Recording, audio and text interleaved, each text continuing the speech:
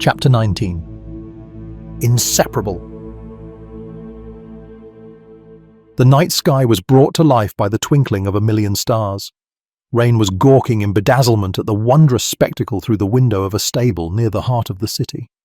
She and her brother were awaiting the return of Jada and Peyton while being covered under a blanket of hay and straw.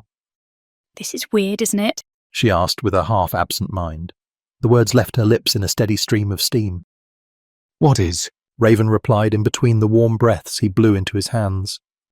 "There are 8 stalls in this stable. How many horses do you count?" He arched an eyebrow and turned his head to the stalls. It was dark, but just bright enough to see some contours. 8, he answered quietly. "Exactly!" she exclaimed. "Even if everyone really did abandon the city in a hurry, why would they leave behind the one thing that can hasten their travels?" They stayed silent for a moment. A howling wind blew into the stable, rattling the shutters of the window with eerie creaking sounds. Some of the horses skittered back and forth in their stalls nervously. "Key back," she said timidly. "I think they all fled." Raven pinched between his eyes. He had been trying to avoid using that word ever since they entered Doriva. It was too soon to draw any conclusions just yet. However, it wasn't the word fled that bothered him. "Rain," he said, and paused to take a deep breath. "I don't want you to call me by that name anymore. "I know. It takes me back to a horrible period in our lives." I know. I'm sorry." She placed her head on his shoulder and held tightly onto his arm. She stared at the star-filled sky while drifting off into her memories. Everything seemed so simple back then, and they were happy living their ordinary lives. They didn't have much, but they had each other, and that was more than many people could say. Life was simple and didn't need to be any more complex than that. Rain always imagined herself growing up to be a dressmaker, just like her mother was before she passed away from a lump in her chest. She was sure that her brother was just as excited to follow in their father's footsteps as a baker. She thought about how different their lives would have been if she never took the short way home that night. She wouldn't have crossed the lewd part of town all alone. She wouldn't have bumped into him as she ran past the siren song. She forced herself to steer away from thinking about what happened next. She raised her eyes and stared at her brother with a sad smile. He had been a part of her family for as long as she could remember, but she would never forget the day he first came into her life. She was only 3 and he was just a couple of years older. He looked so different from anyone she had ever seen before that at first she thought that he was a divine deity who came from the heavens above to protect her and her family. But the Ambrian townsfolk saw it differently. All they saw was the colour of his skin, and they distrusted him for it. Her eyes started to glow with pride. Keyback never let any of that bother him. Life threw obstacle after obstacle at him, and he overcame every single one with a big shiny grin. "Raven?" she asked quietly and held on even tighter to his arm. "Do you ever miss Breeze?" It turned quiet. Moments passed by and then it remained quiet for a whole lot longer. "No, He finally answered solemnly. I do wish we didn't have to leave it the way we did, but our time there is over. Mom and Dad, there is nothing left for us in Ambria, not to mention that they wanted me dead." "It's all my fault." She whimpered. "Hey, He nudged her shoulder and gave her a stern look. never say that." "I'm sorry." He sighed and combed his fingers through her hair. "What about you?" he asked, while turning his eyes to the street that seemed to get hazier by the minute. "I miss Mom and Dad." She answered quietly and gave the question some more thought, but already knew that her brother was right. There was nothing left for her in Ambria. "No, She added. I don't miss Breeze at all." Raven took his eyes from the window and gave his sister a concerned look. "What's the matter, Rain?" "Nothing. She said, but it didn't sound like her final answer. Just some stupid thoughts." He leaned in and gave her a kiss on the forehead. "As long as we're together, I don't care where we are. It's just you and me, all right?" "And Lord Cato." She added. "Yes, and Lord K." He agreed with a wide grin. The 3 of them had been inseparable ever since they left Ambria together. Only when Cato was sent off on a mission to some faraway land would they spend time apart. Occasionally the Lord would bring Raven along on his travels, but never Rain. Being the only one without the divine gift, Rain would always be left behind in Serenity Hills, where she was cared for by Koba and his wife, Lauren. It wasn't that she disliked the Sweet Lakes. She loved them, but she did hate spending time apart from her brother. So, naturally, she was overjoyed when she discovered her blessing 3 years ago. The manifestation of her abilities was sudden, but spectacular to say the least. That day, just weeks before her 15th birthday, she was having a heated argument with her brother. Raven was asked to accompany Cato on a journey to Kyogen, a nation at the complete opposite side of Aden. It would be months before she had the chance to see her brother again, and missing him for such a long time was simply unacceptable. She demanded the Lord to take her along on the journey. Even though the siblings had been with Cato for about 3 years at that point, a clear hierarchy was already established within their first month together. Rain obeyed her older brother.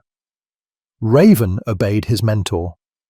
Cato obeyed the scrawny blonde. What options did the Lord truly have?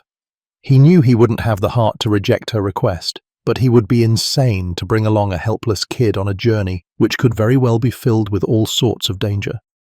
In the end, he proposed a challenge to her. If she could take his sword from him before sunset, she would be granted her request. Her day started off in high spirits. How difficult could it be? To her untrained eye, Lord Cato always seemed lackadaisical with his swordplay. At times, she even wondered if the sword he carried with him was only on his waist for decorative purposes. But, without any training in unarmed combat, without Ava's divine blessing, and without her brother's natural athleticism, she was flopping around like a fish on dry land and couldn't find an answer to the Lord's challenge. When the day was nearing its end, she was left exhausted and frustrated. Cato never held back, and she never came close to disarming him, even once. She was on her knees, resting her trembling arms on the ground. The tears that rolled down her eyes blended in with the heavy raindrops that came crashing from the sky. And just as Cato was about to call a stop to the challenge, she let out a piercing cry that even seemed to reach Ava in the heavens above. What followed was absolute silence. She felt as if she were cradled in the arms of the goddess as aura splurged from her body. In that instance, she felt like a goddess herself. The raindrops that fell from the sky suspended in mid-air as soon as they came in contact with her auric sphere. Like crystal prisms around a chandelier, the droplets hung around her completely motionless. Cato threw his sword on the ground and started clapping in a stupefied celebration, fully taken by surprise of Rain's divine germination. But the challenge wasn't over yet. Not as far as the challenger was concerned in any case. Instinctively, she understood how to control her newfound power and manipulated the raindrops into large chunks of ice. With a tight squeeze of her fist, the chunks shattered into countless splinters that cloaked her in an iridescent cloud of dust. She blasted the razor-sharp shards toward Cato without realizing the strength of her own power. If he hadn't countered the technique with one of his own, he would have been shredded to countless pieces himself. In the end, Rain failed the challenge she was never supposed to pass anyway. Not even Principal Aaron, arguably the greatest swordsman alive, could disarm Cato without actually hacking off his arm. However, acknowledging the tremendous potential of her newfound power, Cato decided to place Rain under the guidance of Serenity Hill's strongest warrior, Jada Graveheart. He promised her that once she had earned the approval of her new master, she could join him and Raven on their missions. Since then, Rain had made it her life's goal to convince Jada of her worthiness. She put all of her efforts into training so that she would never have to be separated from her brothers again. Rain was still holding tightly onto Raven's arm. It was freezing cold, and her teeth were chattering beyond control. Suddenly, she felt a warm glow radiating from his chest. What are you doing? She whispered sharply. You said so yourself. No aura. What if a seeker... Relax, sis. I'm hardly using any. No seeker would notice such a minute fluctuation of energy. Master Cyrus would. Do you remember when... Okay, Master Cyrus would. he conceded with a wince. But unless Deriva harbors someone that can rival the greatest seeker in all of Aden, I'm certain we will be fine. Besides, your chattering teeth would betray our presence much quicker than any seeker could find us. Nuh-uh. Shut up. She sniffled, but did so as discreetly as possible. It still pulled a chuckle out of her brother. I can't help it, all right? It is freezing cold. And that is why I'm here to take care of my baby sister. It's fine, Rain. I promise. How are you so sure of that? Because I am your big brother, and big brothers are always right. She stared at him with a quizzical smile. What? She shook her head and rested it against his shoulder again. I love you, she said quietly. Raven grinned from ear to ear. You are such a strange girl, Rain. You know I love you too. A sudden disturbance outside the stable brought the siblings back to high alert in a heartbeat. They gave each other a quick glance and immediately knew what to do. It could very well have been Jada and Peyton returning from the city wall, but they didn't hear any tapping, so they took up precautionary positions. Rain carefully peeked through the shutters of the stable window. She could hardly see a thing through the thick of the fog, but suddenly, as if triggered by some kind of primordial instinct, she ducked down behind cover in a hurry. Her eyes were wide and shaking. Raven was about to ask what she saw, but she quickly shoved a hand over his mouth and placed a finger on her own. She then made a few signs with both hands, having learned the unspoken language as a means to communicate with Cameron, but it was too dark in the stable for Raven to clearly see what she was gesturing. There is someone out there, she whispered as quietly as possible. Jada, Peyton, he whispered back in the same volume. She shook her head and heaved her shoulders, then pointed a finger at the window and rolled her eyes to the same direction 2 times in a row. Raven carefully shuffled to his feet and hugged the wall. He slid his head to the lower corner of the window and cast his eyes on the street. Do you see? She asked, barely making a sound. He nodded and lowered his body without taking his eyes off a lone figure in the street. The person stood less than 15 yards away from them, but the thickness of the fog only allowed him to see a featureless silhouette. Judging from the size and posture, the figure was most likely a man, but it couldn't have been Peyton. This person was at least a head taller and carried a sword on his back, which, according to Peyton, was something only a poser would do. What the hell is he doing? Raven mumbled, and swept his fingers across the floor until he got hold of a small pebble. He started tapping the pebble against the window frame and anxiously awaited a response. The man didn't react to the sound at all. He was idling in the middle of the street with his shoulders hunched and his arms limply hanging at the sides. He looked like a puppet waiting to be moved by a puppeteer. Raven winced and nudged the window shutter with the greatest of care. The wood complained with a high-pitched creak, but luckily the nagging sound was falling on deaf ears. What the frog do you think you're doing? Rain hissed and tugged at his shirt. I just want to take a better look at him. No, wait, don't! He chucked the pebble onto the street and watched the projectile clatter off the cobblestones near the figure's feet. The sound reverberated loudly between the buildings and bounced back to them like shots fired from a cannon. The siblings froze stiff, holding their breaths in anticipation of what would happen next. Any second now, the eerie silence could pop like a bubble and burst into a violent chaos. They waited for at least half a minute, though it felt more like half a lifetime, but nothing happened. The figure remained unresponsive and showed no reaction at all. Raven shifted his eyes to his sister. Drops of sweat were forming on his forehead. A stoic determination was etched onto his face. He had to do something about the figure before Jada and Peyton would return. Rain immediately recognized that expression and forcefully shook her head. No, no, no! She pleaded with panic in her voice. Please don't go! He put a finger to his lips and motioned her to stay low. I have to, he whispered, and patted on her head before he nimbly slipped through the window. A couple of barrels on the far side of the street provided him some cover to hide behind, but he decided to creep past them and went straight for his target, moving with great stealth and finesse, careful not to make a sound. He stopped when he came close enough for the figure to reveal some of his features more clearly.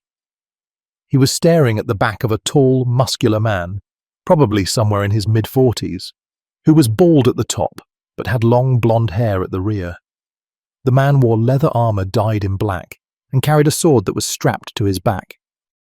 Raven froze for a second when he noticed the crest on the man's sleeve. A green sea serpent encircled by a ring of copper-coloured thorns. It was the insignia of House Whiteshade, the royal family of Moralis. He couldn't fathom what business a dragon had in Doriva, but wasn't too keen on finding answers in the open street either. Without any warning, he launched himself from his crouching stance, released his dagger from the scabbard, and stiffly held the tip of the blade against the man's neck. The attack was silent and precise, performed within a singular, swift movement. Raven didn't strike to kill, but pressed the dagger just hard enough to draw a few drops of blood. Not a word, he whispered in the man's ear. The man complied without showing any signs of resistance. Good. Now get on your knees. The man remained motionless. Raven pressed his blade even harder against the man's neck, but a sudden realization made him flinch and retreat a few steps back. The man never even registered Raven's presence. He was just staring blankly at a wall like a discarded doll, stowed away in the corner of an attic and left abandoned by its owner to collect dust. Even the stream of blood that was trickling from his neck went by completely unnoticed. Raven hesitated for a moment. He had never seen anything this bizarre before. The man didn't even seem to be sentient, and yet couldn't have magically appeared on the street. Something somehow drove him to that place. He threw a quick glance at the stable, but only saw a thick wall of fog. He muttered a few complaints without making a sound, and turned back to the unresponsive Merylesian while wondering what Cato would do in his situation. Fuck it, he said to himself, and knocked the man out cold in an instant with a firm strike to the temple, catching the limp body before it could crash onto the cobblestones and carrying the man back to the stable.